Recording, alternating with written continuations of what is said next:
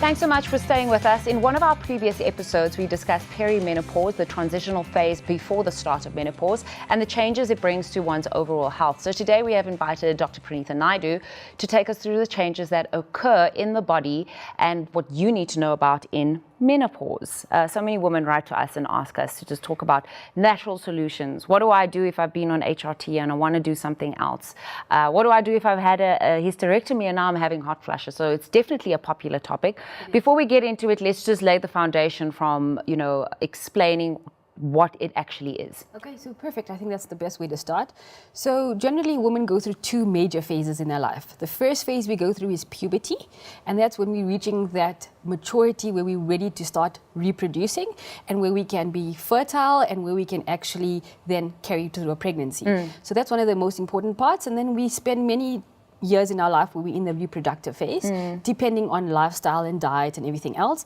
And then comes a stage in our life where our reproductive ability now has ceases. And that's where we go into the phase called menopause. So everything after puberty is known as pre-menopause, so where you actually don't have any symptoms, and that's before the cessation of your period. Okay. Then you have perimenopause. So basically what perimenopause is it usually hits women between the ages of like 44 to 47, sometimes a bit longer. They don't really give you a definitive timeline. So like puberty usually is a 2-year thing, whereas perimenopause is very determined on that individual. Okay. So you can be in perimenopause from 6 months to 2 years to 10 years, depending on what your body's doing. Yeah. So the perimenopause stage is actually that very sort of erratic fluctuation of hormones, okay? So if we talk about what happens with hormones, just so that women can understand a little bit, right? Yeah. We have major hormones that go in our body, and we know the biggest ones are our estrogen, our progesterone, and to a lesser degree our testosterone. And these are the hormones that sort of govern us. So we know estrogen is what gives us our female sort of traits. The soft skin, the lovely shiny glowiness, our personalities, that kind of things. Your progesterone is that important hormone, and we call it progesterone. Pro for gest, pregnancy, and rone as a hormone. So we know that progesterone is the most important hormone for pregnancy. So that's why we have that particular hormone.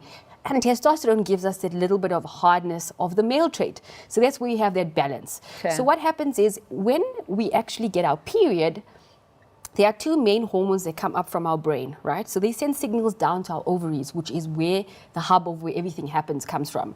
So the two main hormones are something called FSH, our follicle stimulating hormone, and LH. So what's easy for women to understand is FSH is follicles, so that's the follicles or the eggs being released.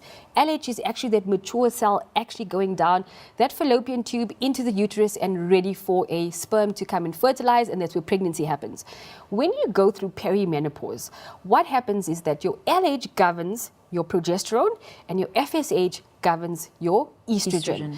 So when you go through that phase, and for the phases of menopause, your ovaries start saying, I need to retire now. Yeah, Okay, I'm done. I'm done. I've done what I needed to do. I'm tapping out.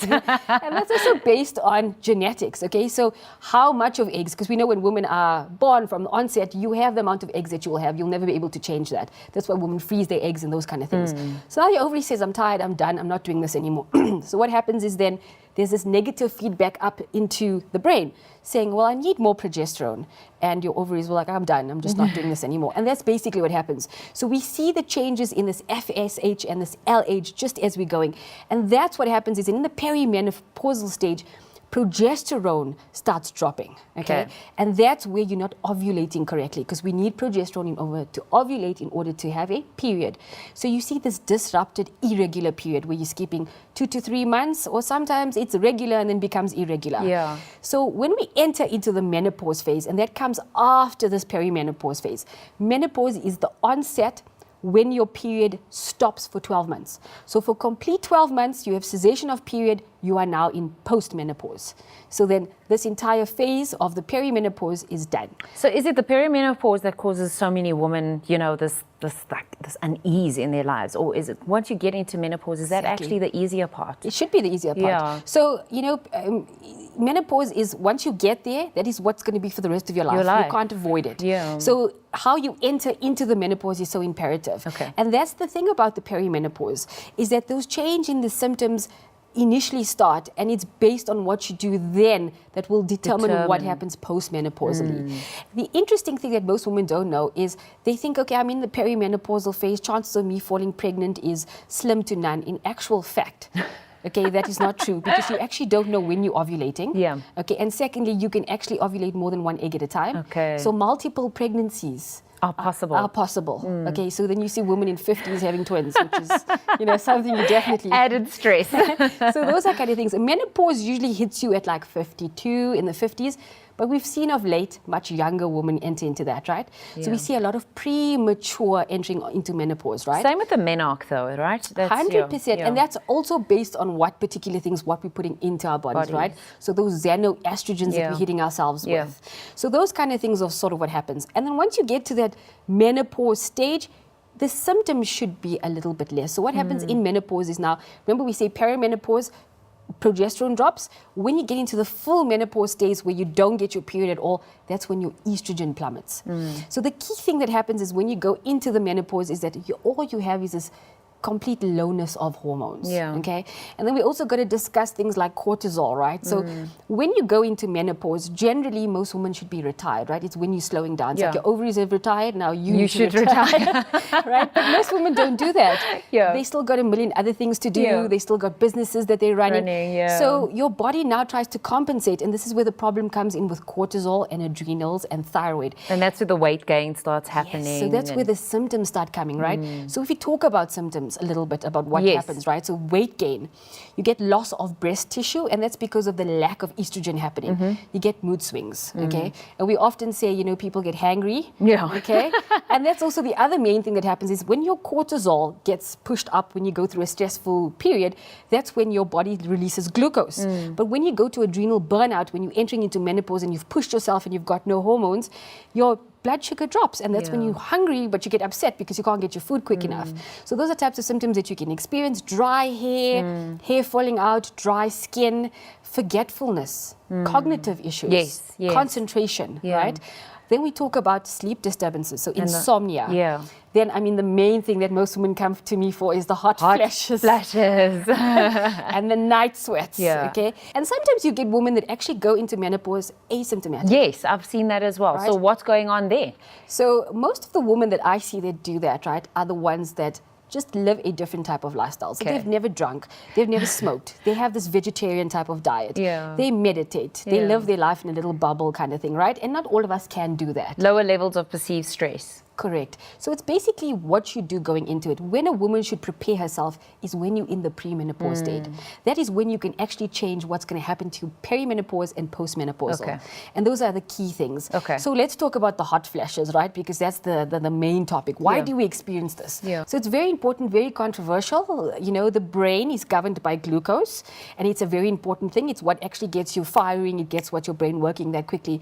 And they often lots of research saying that the hot flashes actually come, and there's a specific pattern of how you feel the hot flash. It's usually from the chest upwards, and that's because the body's surging that glucose to the brain, right? Because there's not enough hormones to do that. All right, but also the other way I explain to people is if you think of your adrenal glands, when your body or your ovaries stop producing the hormones that they require, your body finds another way to do it. Because this is natural, right? You're supposed to go through this phase in life. So the body will it'll adapt to what it needs to do, and it goes to the adrenal glands. So often when you feel that hot flash, it can be adrenaline or cortisol being released. Because it's that energy spike. Exactly. And when women have the hot flash, they'll often say, my heart starts racing.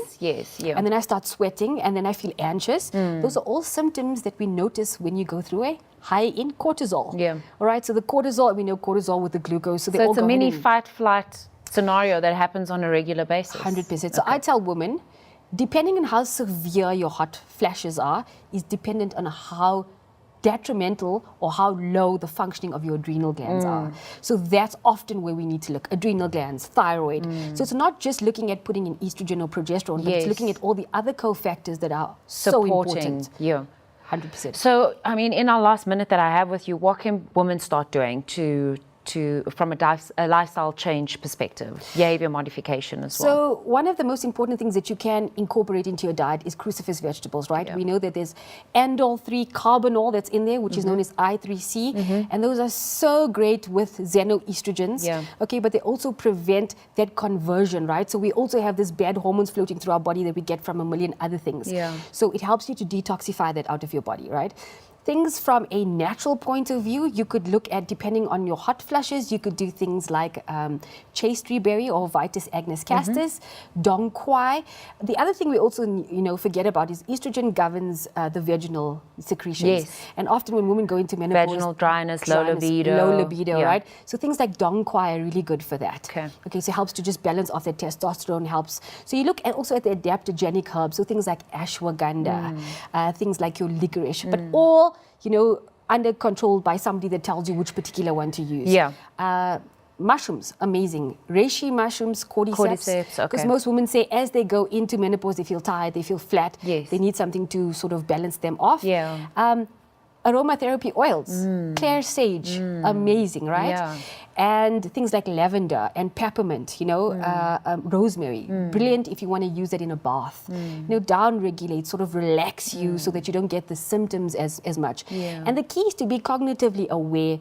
The more severe my hot flushes are, the more severe my symptoms are, The more stressed I am. Exactly. And I need to just take a step back. Yeah. Okay. So dietary point of view, things like flaxseed oil, phytoestrogens, omega-3s are amazing. Yeah. Remember, inflammatory responses. Yeah, you want to bring down that inflammation. You want to bring that under control. Oh, we've run out of time. We'll have to do it again, though. With all the topics, but more and more questions were coming to mind. But unfortunately, we don't have enough time. So thank you so much for joining us.